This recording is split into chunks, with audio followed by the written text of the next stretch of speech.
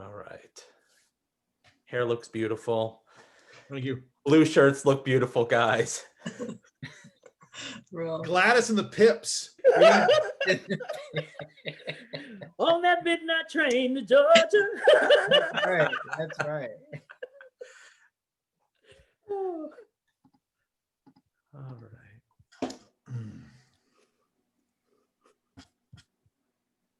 So folks, as you're joining, just give us another minute or so. I tend to give folks a couple of minutes to get situated. This is a Zoom webinar, so your camera's not on. You can let your hair down. You can pour yourself a big glass of wine or whatever your favorite drink is for the next hour. That'll be a fun conversation. Right. Mm-hmm. And an important one. 7 days out. 7 days out. Somebody's out. I think Professor Kruse should entertain us with new puppy footage while we wait. You know, the puppy is at the soccer practice with everybody else. So, yeah, if I seem unmoored in this moment, it's that I keep on forgetting I'm the only one in this house, which is Never happens. Very good. Really disorienting.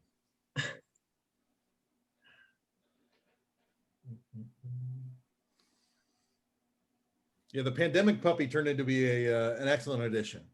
I only send out the pictures when he's cute and sleeping. I need to send out a video of him, you know, losing his shit in the house, running around, knocking stuff over. So people stop thinking how great Sarge. I think I've overblown Sarge. I've made him way too cute. No, it is. Look, he's a puppy. He can be kind of an asshole. I'm just going to lay it out there. Nobody misses their puppy. They miss their dogs, right? When they go. That's true. All right, I better kick us off because I know we've got miles to travel in the next hour. Welcome, everybody. I'm Will Fenton, Director of Research and Public Programs at the Library Company of Philadelphia. The Library Company, if you don't already know it, we were founded by Benjamin Franklin back in 1731, but we've changed a little bit since then.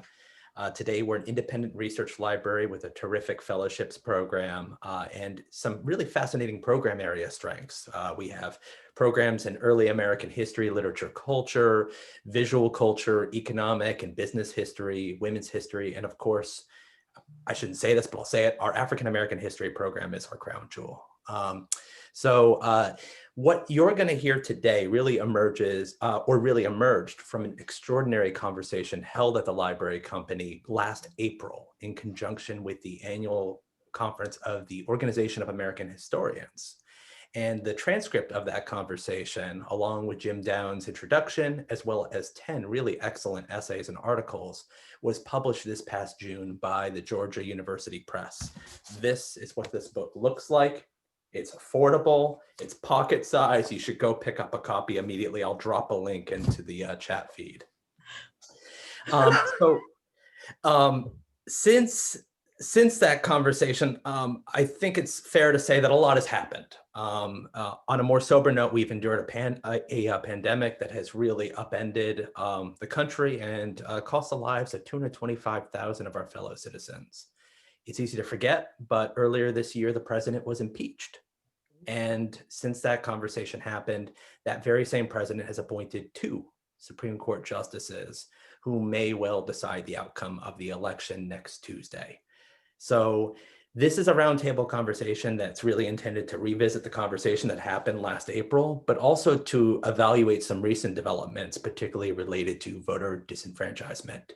So before we dive in, though, I am really happy to have a special guest who's going to bring us, from history to the present to really connect our programming with current activism. That is Lauren Cristella, the Chief Advancement Officer at the Committee of 70, who's going to offer some, unfortunately, very brief, but very important remarks about voting in Pennsylvania. Let me turn it over to you, Lauren. Thanks so much, Will, and thanks for having me. In addition to being the Chief Advancement Officer at 70, I am also the President of the League of Women Voters of Philadelphia.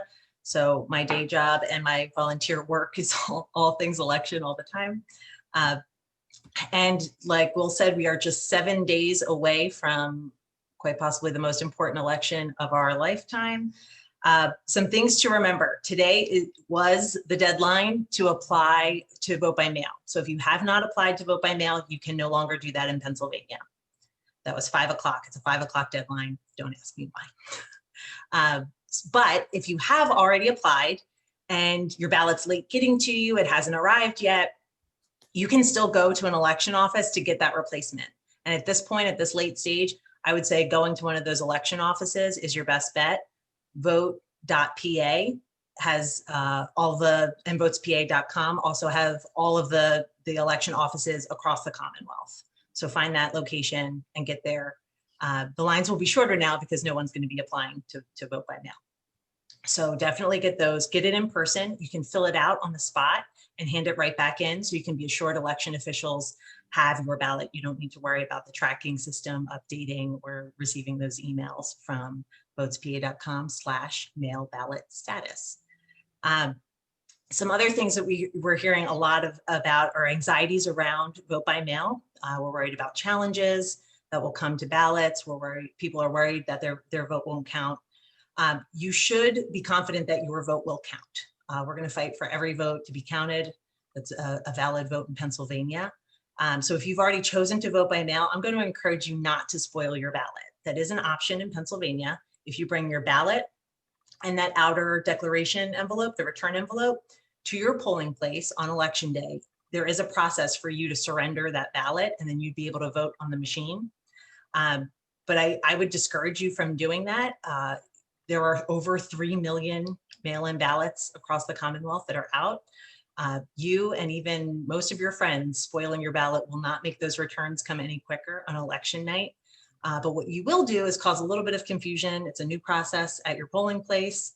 Whenever that happens, there's always some delay, and you'll cause a much longer line for your neighbors who've chosen to vote in person. So be confident, no spoilers, just get that ballot in. You can check for drop boxes and other locations. At this point, I would also not say, do not put your ballot in the mail. We're waiting with the confirmation of the new Supreme Court Justice. It is quite likely that the grace period that was enacted will be repealed. So ballots must be received by 8 p.m. on election night. Right now, the grace period says they can be received if they're postmarked until November 6th, but that likely will not stand. So we're paying close attention to that. You can follow Committee of 70 and all of the social media accounts to get the latest on all of those developments. We're tracking all of that closely. And then finally, what I would say is don't expect results on election night out of Pennsylvania. There's over 3 million mail-in ballots out there. The legislature never passed a law saying that we could pre-canvass earlier. That's opening those envelopes, smoothing out the ballots, getting them ready to go through the scanners. So our election officials are going to process all 3 million of those ballots starting at 7 a.m. on election day. And it just takes time.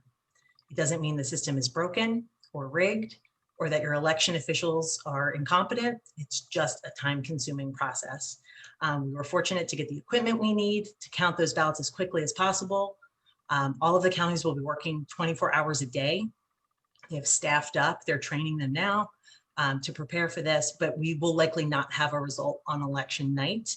And the best thing you can do is encourage your friends and family to just be patient. It's one of the things that we can do to guard against any kind of post-election chaos that you might see or claims, false claims of victory.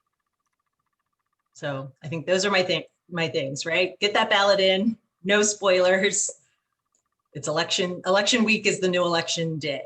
So be about it. Thanks so much for having me and for giving me this opportunity to share the info. Oh, that was excellent. Thank you so much, Lauren, and keep fighting the good fight. Thank you. Thank you. All right, so now we're going to turn to our roundtable, and we've reconvened the editor and 2 very spirited panelists for what I'm sure will be a delightful conversation. I'm going to give criminally short introductions so that we have as much time as possible. Dr. Carol Anderson is the Charles Howard Candler Professor and Chair of African American Studies at Emory University and a Guggenheim Fellow in Constitutional Studies. Her most recent book, One Person, No Vote: How Voter Suppression is Destroying Our Democracy, was long listed for the National Book Award in Nonfiction and was a finalist for the Penn Galbraith Book Award in Nonfiction. Next, we have Dr. Kevin M. Cruz, who specializes in 20th century American political history with special attentions to conflicts over race, religion, and rights. He is a professor of history at at Princeton University, where he served on the faculty since 2000. His most recent book, co-authored with Julian Zelazar, is Fault Lines, A History of the United States Since 1974. And Dr. Jim Downs is Gilder Lehrman NEH Chair of Civil War Era Studies and History at Gettysburg College. He is the author of Sick from Freedom, African American Illness and Suffering During the Civil War and Reconstruction, and of course, the editor of Voter Suppression in US Elections. So in terms of format, we're going to have a conversation, but we're going to leave ample time for your questions. And honestly, I'll do my best to keep an eye on the Q&A thread, which is where I encourage you to log your questions. And if I can bring them in sooner rather than later, I will do my very best.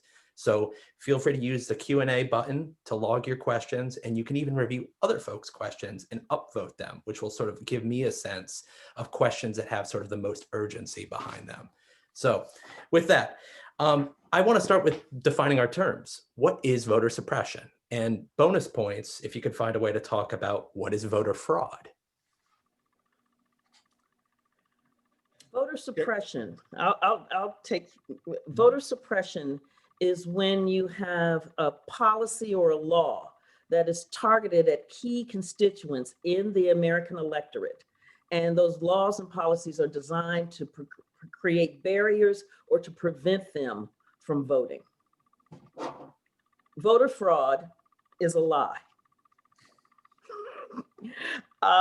This massive, rampant voter fraud that creates this monster that is trying to steal elections and harm American democracy is a fiction that has been created in order to instill fear in the American public, to then create a slew of voter suppressor laws under the guise of protecting American democracy.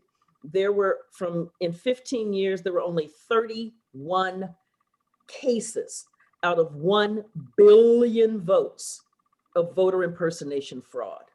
When Greg Abbott, who was Secretary of State down in Texas, had to say we have to have these voter ID laws because of massive rampant voter fraud, when the judge asked him that key question, how many?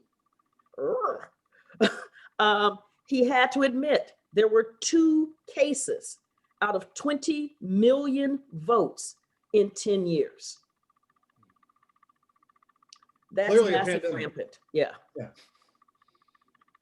I mean, to circle back to just the opening remarks and to sort of define this question of voter fraud, one of the headlines tonight in Adams County, Pennsylvania, where I am, is that there were over 300,000 cases of voter applications that were rejected. And so the news media was sort of propagating this idea that it was actually fraud. But when they got the person who actually works in the nonprofit to investigate it and talk about what happened, what they actually saw was that many people had applied for duplicate applications. And so that they had submitted their applications in the spring and they submitted again. But if you just saw the headline, you would say 300,000 applications were thrown out and the implication that there was fraud. So to Carol's point, we have to it's really important in order to sort of look beyond the headlines in this particular case and to really see what's the big story is.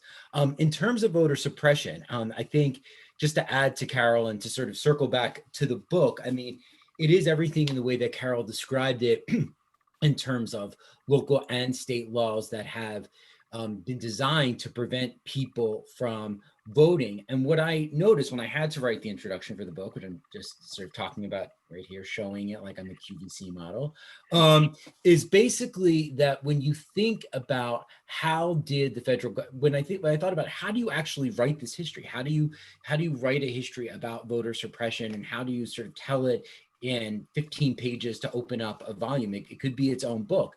And in actuality, I thought a lot about the federal government as a main actor. And in the South, from Reconstruction to the present, without the support of the federal government safeguarding voting in places that had been traditionally passing laws to suppress the vote, all of these various forms of laws and restrictions were passed that prevent mostly African Americans from voting. It's only when the federal government stepped in and placed a sort of safeguard or watching what was actually happening that they were able to prevent these kinds of injustices from happening. So there's a way in which it's happening at the local level, it's happening in terms of how states are preventing people, but it's also a result of what happens when the federal government is no longer on the ground watching what's going on in these various places and how this invariably emerges. Yeah, I just want to circle back to Will's opening pairing here, because I think it is important to remember the way in which allegations of voter fraud fuel acts of voter suppression, right? And it's not just the cases we've already mentioned. The Brennan Center at NYU Law School has a great collection, a rundown of all the big, giant investigations that were going to prove voter fraud and came up empty. And we have to remember the Trump administration had a much heralded, massive program led by Chris Kobach that was going to look into this massive array of voter fraud, and it came up empty, and they quietly left the stage in embarrassment. They've been recruited because President Trump insisted, even though he won in 2016, that there were 3 to 5 million votes from illegal voters, a number he just pulled out of thin air, and he tasked these people with proving it. And again, they had to admit they had nothing. But those widespread allegations of voter fraud, no matter how many times they've been debunked, and again, look at the Brennan Center at NYU Law for their breakdown of this. No matter how many times it's been debunked, the belief that there's massive voter fraud is out there on the right, and that then leads them to do these very real acts of voter suppression. And unlike the voter fraud, we have real evidence in the voter suppression about what the goal is. And it's not good governance or open elections or fair ballots. We have the case in North Carolina, for instance, where a federal judge said the African-American population was targeted with, quote, almost surgical precision. These aren't an effort to make sure everybody votes fairly and freely. It's an effort to rig and game the system. And using allegations that the other side would surely or is surely doing much worse. Therefore, we have to suppress the vote because of what they've already done. But what they've already done is fiction.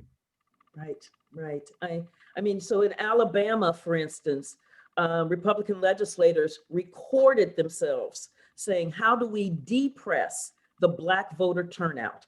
Because all of these Aborigines and these illiterates will get on these HUD finance buses and go to the polls.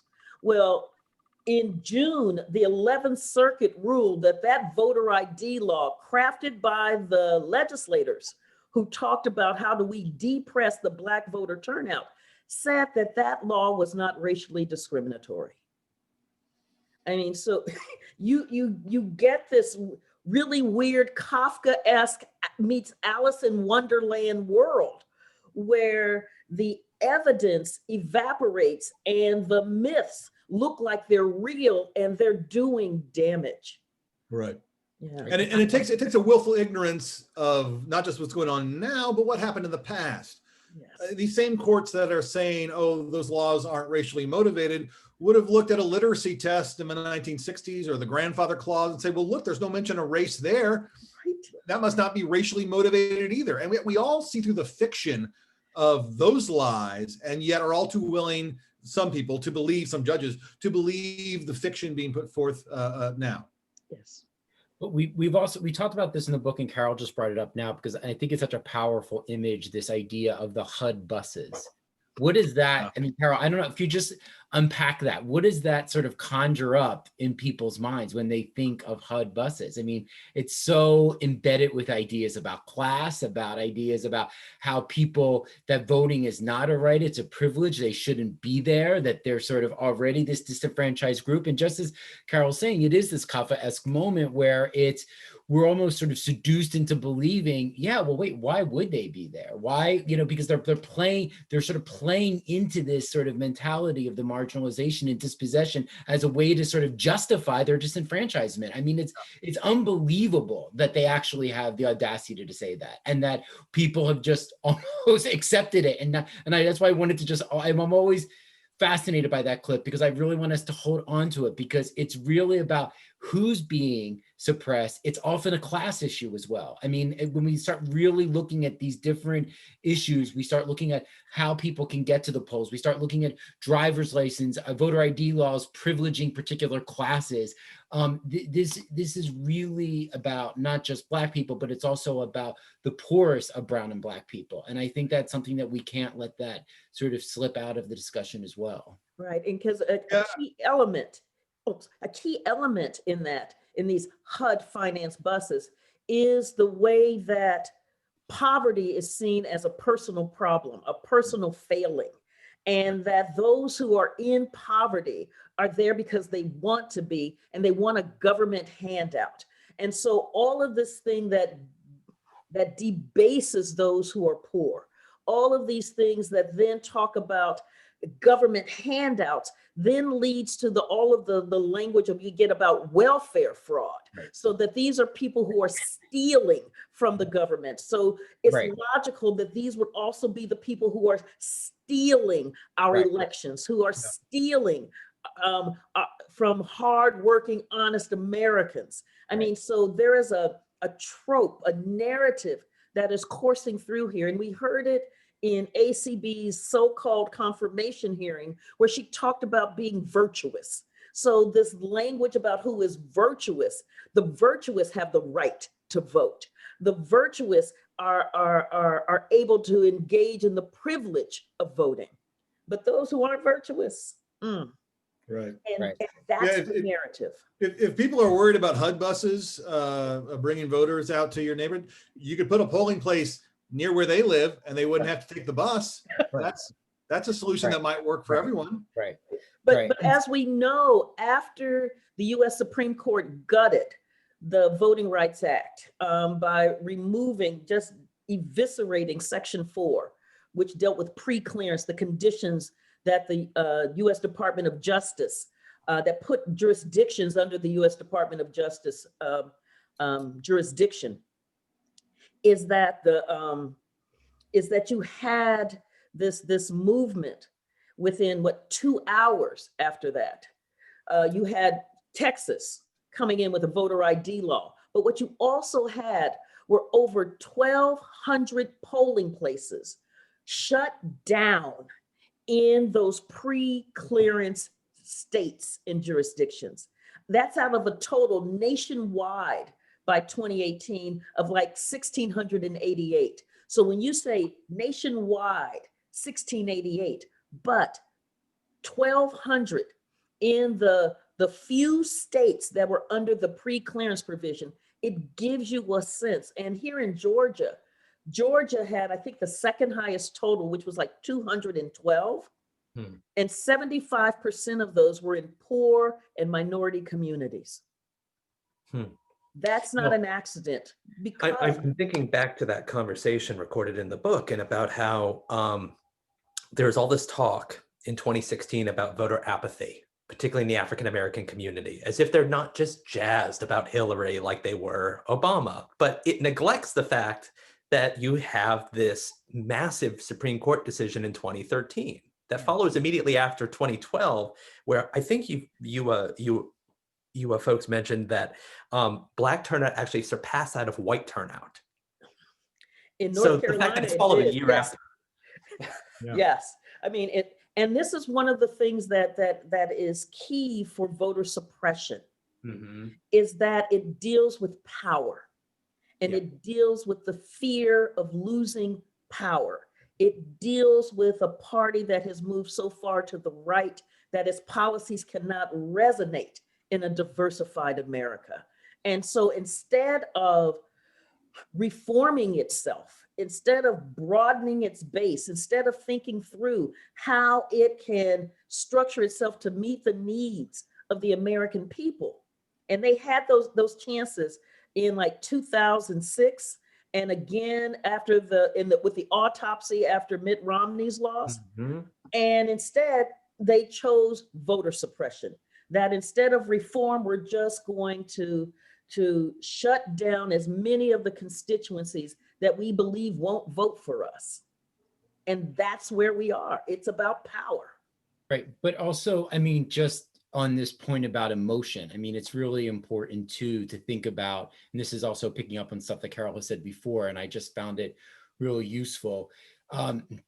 We think about, well, Black voters were really excited to vote for Obama, but then they weren't excited to vote for, Clinton. And now they're really excited to vote now. And there are these long lines. And, initially, if you look at those long lines, you do fall into the media trap of saying, wow, people are really enthusiastic about voting.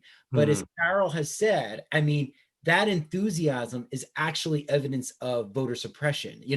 In certain neighborhoods, in certain places where the voting apparatuses and mechanisms are working, people are in and out in 10 minutes, right? Yeah. But when you have those long lines are reflective of the fact that the system is breaking, that they're not accommodating enough people, and that people have to self-select and walk out of the line. Yet the headline is, well, that's enthusiasm. We need to question that. So that headline. So here we are 7 days from the election. And the question is, what can historians do? And I think there's a lot of things that we can do. We can think about placing things in historical context, but we also can just be critical thinkers and just simply just say, like, push back against this idea that the long line is simply enthusiasm, and instead question, is that long line suggesting that there's something wrong at that polling place? Yeah. Is that long line suggesting that there's something that's broken? I mean, Kevin gave a great tweet this weekend when New York opened up, and there were huge lines, and Kevin was like, well, it doesn't look like a ghost city after all, because there's all of these people out there trying to vote. Again, there's these sort of images and ideas that are playing with the media, and Twitter and other things can be a powerful force to mobilize a critique and an awareness about what's happening and changing the narrative, because that's what we need to do between now and next week, is to really change the narrative and be alert of the fact that voter suppression is happening. Yeah, and I'm with you. I love the people in those lines. They're heroes. They're doing what they need to do as citizens. I hate that they have to be in those lines.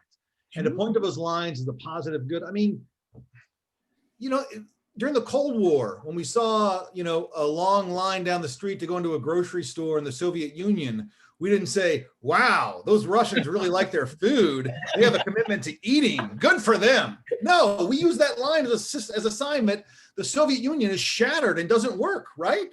So why are we applauding long lines here? Again, the people in them, thank God. But the fact that those lines exist year after year, election after election, is an indictment of the state of American democracy. I mean, so they did a study about the Georgia primary that we had here in June of 2020. And the study showed during this primary, and this was a primary that got pushed back so that they could plan for the pandemic. So this is what planning looks like. In precincts where 90% or more of the registered voters were white, their wait time was 6 minutes. In precincts where the majority of the voters, 90% of the voters were minority, the wait time was 51 minutes. Now, you began to think about how when you think about, running into the bank and it's only going to take me 5 minutes, you do it. When you think that it's going to take an entire hour, then you've got another kind of calculation happening here about, okay, can I get back to work? Okay, then I've got to pick up my kid. Okay, it's a poll tax that is being placed on minority communities, daring them to vote. That's what we have to understand when we see these long lines. It is a deliberate process about resource allocation. And so it is designed to put less resources, fewer resources, such as enough voting machines, working machines, enough poll workers, a large enough building for the number of voters with enough machines. All of those pieces, those are calculated decisions. And those calculated decisions end up with this massive disparity in wait times. I'd like to pick up on the thread that Jim started to raise about historians' obligation to this moment. You're all historians, you're also educators. And I was looking at your dedication Jim, to Eric Foner, your advisor, who modeled the urgency for historians to respond to the headlines. I thought, that's great. But then at the same time, I'm thinking, responding to the headlines right now is more arduous than it was years ago. I'm sure, Kevin, you could sympathize with all the time on Twitter. And I'm just wondering, like, how do you engage and deal with the churn without getting ground up? I feel ground up, so I don't know. I mean, part of it is tweeting stuff. I'm glad that people found it useful. It was originally a response to keep me sane and not yell at the television and to send a message out and do bad. That I think helps me, and if it helps other people, I'm really thrilled to hear it. I think part of what the upside of the downside of social media is obvious. The doom scrolling, this endless wave of bad news that kind of comes in your face. Don't pull out your phone before bed, people. Please don't do that. It's only going to give you nightmares. Put it away a couple hours before, check out, watch something. But the positive side of social media, especially for historians, is the incredible community of folks out there, right? I mean, and I came to it late. Not until 2015, and there was already, the kind of the hashtag Twitter historians community out there, and I found them very welcoming to me, but also very, very encouraging. It's nice to know you're not kind of screaming into a void alone. And there are other people who know this stuff, who can verify that you're not crazy for thinking that this is really unusual, this is really unprecedented, this is really dangerous, more and more.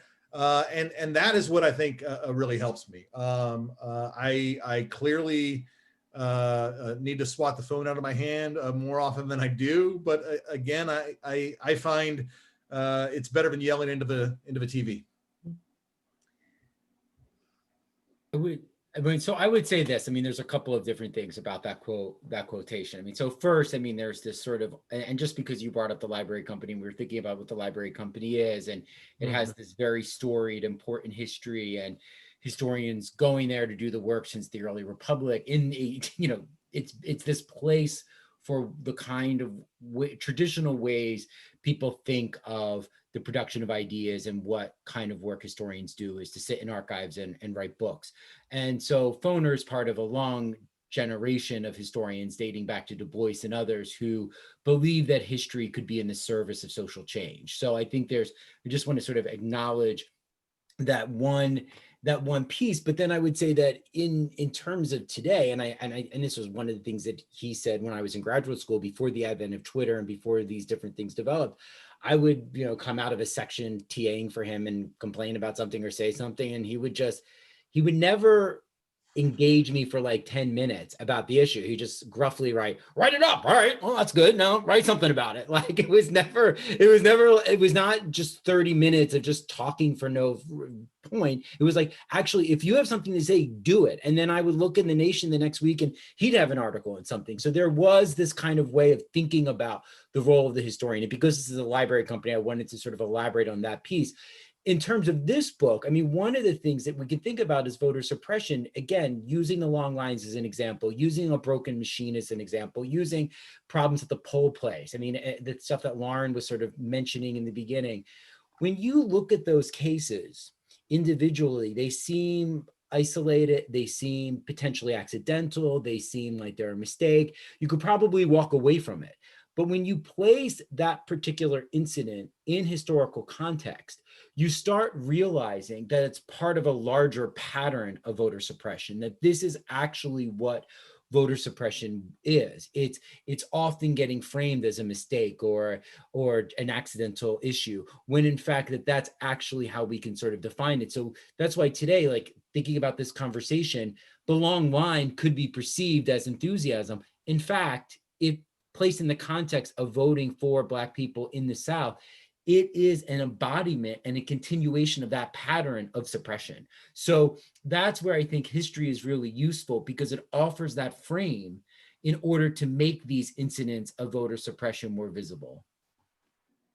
Great. And for me, it is the beauty about being a historian is that you see stuff. I mean, it's almost like that sixth sense thing.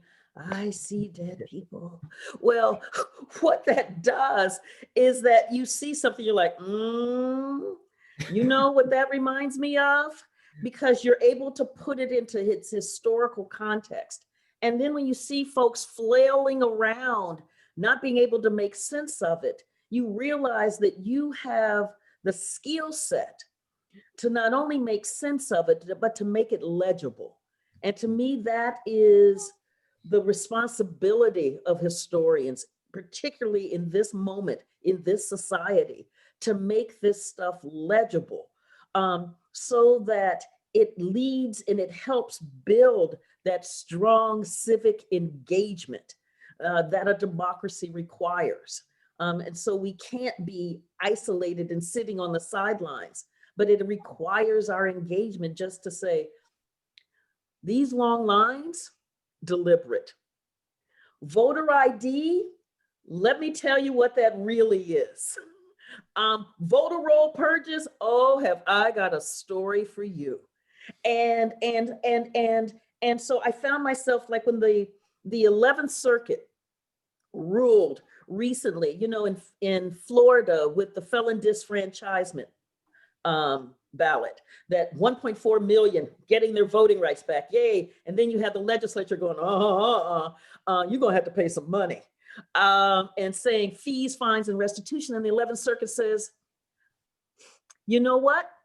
That's not a poll tax. You are going to have to pay, and the state doesn't have to tell you how much you owe. Now, I looked at that and I went, this is a Frankensteinian monster, because you have the poll tax and then you have the literacy test, where the state is asking you to answer an absolutely unanswerable question. But that unanswerable question is your access to the ballot box. Mm-hmm. So when the state asked, how high is up? When the state asked, how many bubbles in a bar of soap? So when the state asked, you got to pay, how much? I don't know. I mean, it's the same thing. And so being able to have that historical lens allows us to really intervene in a space of evidence, not just rhetoric, but evidence. This is what this is. And I think that that is so important in a society that is trying to be uprooted from evidence. That's right. Yeah. I'd like to turn over to audience questions soon. So folks, feel free to submit your questions and I'll do my best to get to them. But I would like to return to one other question that I thought was really great that you asked, Jim, which was like, what is your first voting memory? And one of the things that struck me about it was they were almost uniformly traumatic. You know, like Heather Cox Richardson was talking about Watergate. Carol, you mentioned Nixon coming to power. Stacey Abrams, the 1980 election. Kevin, you were the outlier. You had a nice story about come on, 1976 voting and then voting for John Lewis during your doctoral study down in Georgia. that was great. Yeah, I mean, I voted. The 1976 thing is we had a mock election in kindergarten. I voted for Ford. He wasn't even like. And my dad played golf, so yeah. So I mean, like, for the most part, you sort of came of age in politics at a time when a lot of bad shit was happening. And now we have a lot of young folks that are probably in your classes that are really entering the franchise at a dark, troubling time. Yes. What are you telling them? Well, I mean, look, I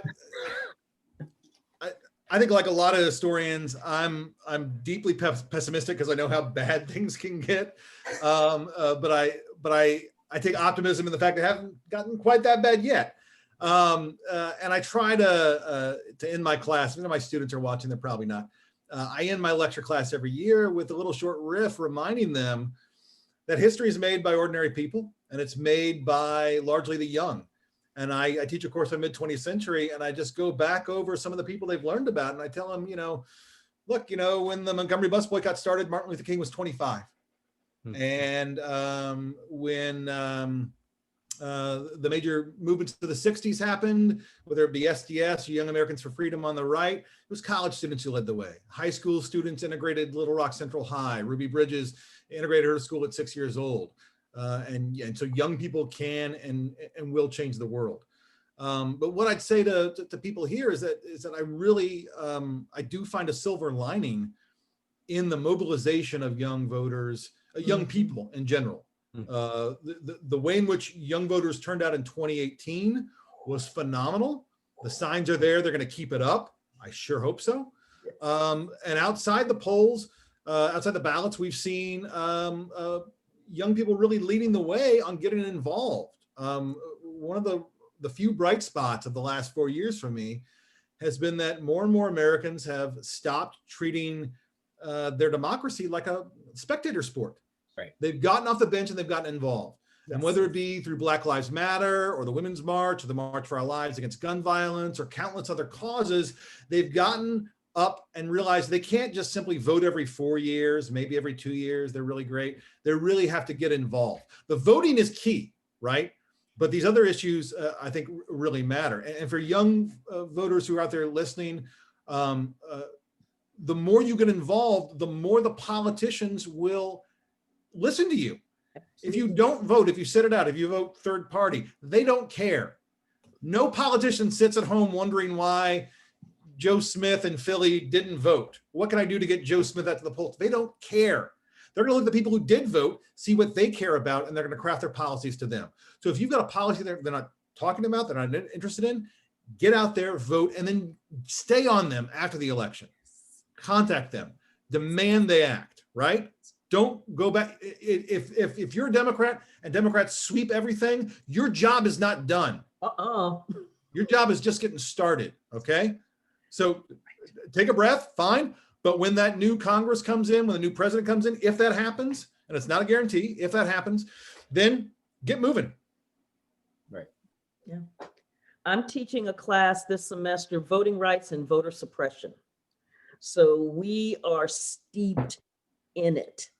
And what becomes clear, and it's a research class, and what my students are really, really seeing is that it is the engagement that is the change maker, that it is the folks who are willing to fight for this democracy in so many different ways, from the folks who are running for office, for those who are laying on top of these elected officials demanding, so it is like looking at Moral Mondays, the Moral Mondays movement in North Carolina. It is like looking at Fair Fight here in Georgia. It is, they're seeing it's John Lewis, it's Reverend C.T. Vivian. They're seeing it. And they're also seeing that it is this kind of engagement that can craft the kind of democracy that is responsive to the people. And, you care about climate change, then you need the politicians who care about climate change. You care about women's rights and reproductive rights, then you need the politicians who care about those things. And the only way that they care, you gotta vote. Right. You gotta vote. And every level, right? Not At just, every we level. talk a lot about the president and Congress, vitally important. States are where a lot of stuff happens. The right figured this out a long time ago. The Koch brothers, Art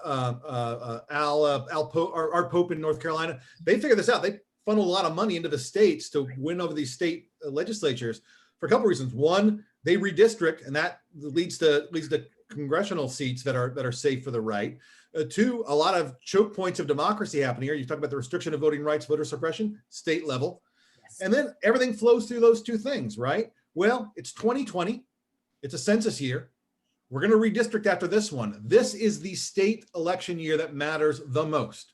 Yes. Right. So get out there and vote for people who are going to represent you. Yeah. Yes. And I would say this too. I mean, just in terms of, to young people to sort of think about what's happening today. And even though there is this crisis, I also wouldn't paint the past, at least when I was their age, as this moment of political engagement. I was in college at Penn in Philadelphia in the 90s. And let me tell you something, my classmates couldn't tell you who the Secretary of Education was. No one knew the postmaster by name. So for all the ways that Trump is problematic and for a lot of people, we now know who the Secretary of Education is, and people are having discussions about her, and people are having discussions about the postmaster. And so there is this moment where people are, to borrow a popular phrase, woke, but it is sort of informing them about what's going on at the local level, at the state level, and the federal level. And in terms of just thinking, and like Kevin and Carol, yeah, I actually see a sort of silver lining too. I'm teaching a course here at Gettysburg called From Reconstruction to Black Lives Matter.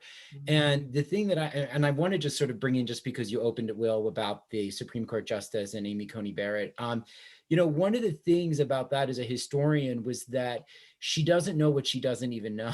She doesn't know much. I mean, she does, as Carol say, put herself out there as virtuous, but she also sort of sees herself as sort of embodying this originalism without understanding the historical context of originalism.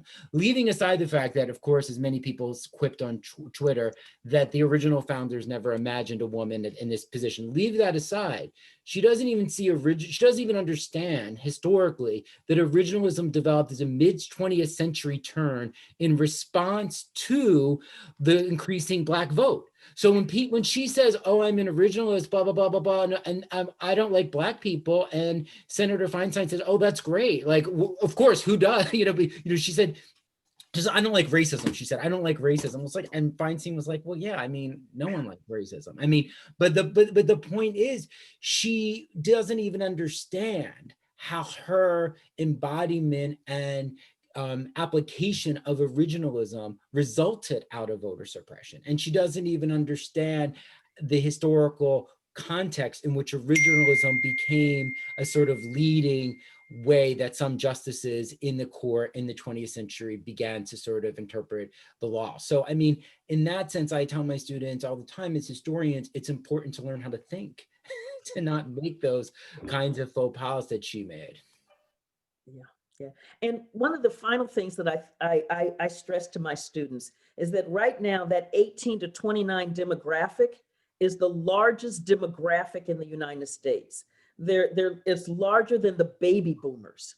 And so if they voted at the same rate or higher than the baby boomers, it will transform politics and policies in the United States. Mm-hmm. And that is just amazing.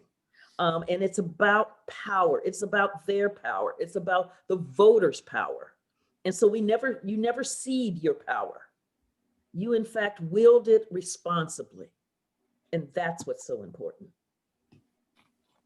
On the subject of power, Gail asks, what role did power, class, and race play in the original decision that Election Day would be on a Tuesday? I'm not sure race, but class is part of it. The Election Day gets set on a Tuesday in 1845. I didn't know there would be a quiz, but I think 1845. Good. And the reason they pick, they pick that weird first Tuesday after the first Monday, so you don't have it on basically on a Catholic holiday, All Souls Day on November 1st. But the Tuesday part, I've always, and correct me if I'm wrong, was basically elections were held at the county seat, and that was, you had to have time for farmers to come in to make it in from across the county, and so the Tuesday was settled as a compromise, middle of the week type day. So class, I guess, I mean, race affected everything back then. I can't think of exactly how on this one. In 1845, I don't think they were worried much about the massive numbers of African Americans voting who could vote in 1845. But the farming aspect of that shows you just how dated and old it is.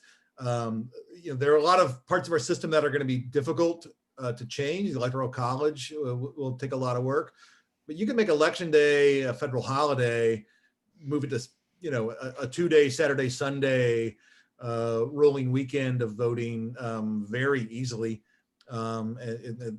Being stuck on Tuesday doesn't seem to be something that we really need to do, other than these odd traditions we find ourselves caught up in.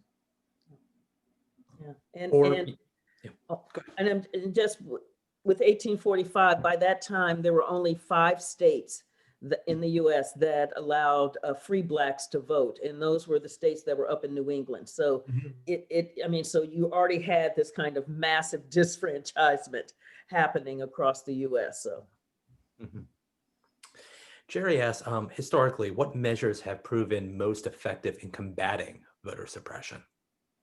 The Voting Rights Act of 1965, reauthorized in 1970, 1975, 1982, and 2006. What the Voting Rights Act did, and it's just the way Jim laid it out, is that we have had massive voter suppression. The Voting Rights Act put the power of the federal government in there to oversee these states that had a history of blocking African Americans, and then what they called language minorities from voting, so that you couldn't pass the laws. So like right now, think about it, how we have these laws like voter ID laws, and we know they're racially discriminatory, but we've been in court now for 6, 7, 8 years about these laws, while election after election after election, based on disfranchisement, has happened. The Voting Rights Act stopped that. And because it did, it was a threat. And I think that that's why one of the reasons why the US Supreme Court gutted it and made up some stuff about a non-racist America to justify it. Yeah, we have a comment here from Beth that I think is actually really helpful. Virginia in 2019 is a good example of the difference local activism makes. The new legislature passed many new statutes that have made voting easier this year. Yes. Yes. And also an example of how every vote matters, right? I mean, you talk about a razor thin control of that house came down to a single race. Really, every vote matters, right? And you know, since we probably have Pennsylvania folks listening in, you're the one I think is going to matter this year. Back, I started teaching as Will embarrass me, Princeton in 2000, right after Bush v. Gore, and I had just in my own up here in New Jersey, several students who could have voted in Florida and spent the entire semester kicking themselves that they hadn't gone down and voted in an election that was decided by 500 some votes. Every vote matters. Don't be in that position, you know, a few weeks from now that you're kicking yourself for not being involved. Really take the time and do this. And I know there are hurdles and obstacles out there, but it really does matter, and it really is worth it. We have a question from Martha who asks, what actions do you recommend Congress, so this is at a federal level, take to reduce voter suppression, given that SCOTUS or Supreme Court of the US has weakened the Voting Rights Act?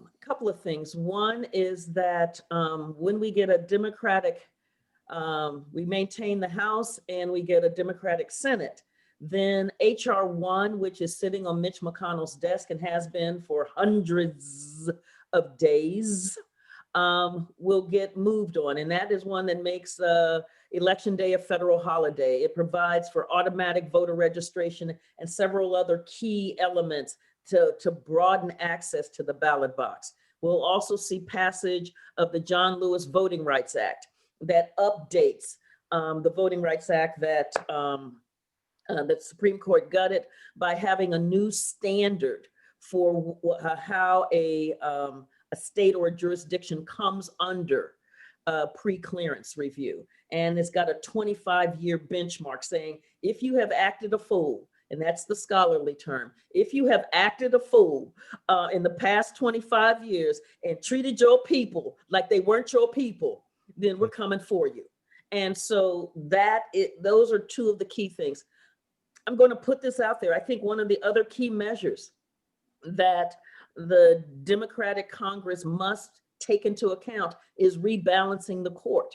Because when you see the configuration that has happened under Mitch McConnell in packing the court, you know, and blocking 100 the federal appointees on the federal bench under Obama, and then blocking Merrick Garland, and then pushing through, despite everything else, over 200 appointees into the federal bench. And then, I mean, and this last one was just, so we've got the courts now packed.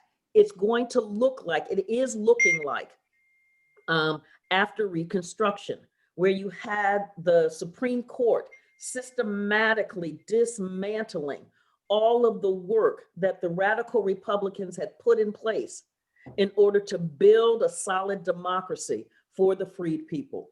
So the 14th, the 13th Amendment, 14th Amendment, 15th Amendment, Force Acts and Enforcement Acts, that US Supreme Court messed up every last doggone one of them. And it's why we had to have a civil rights movement in the middle of the 20th century after the US had helped defeat Nazis.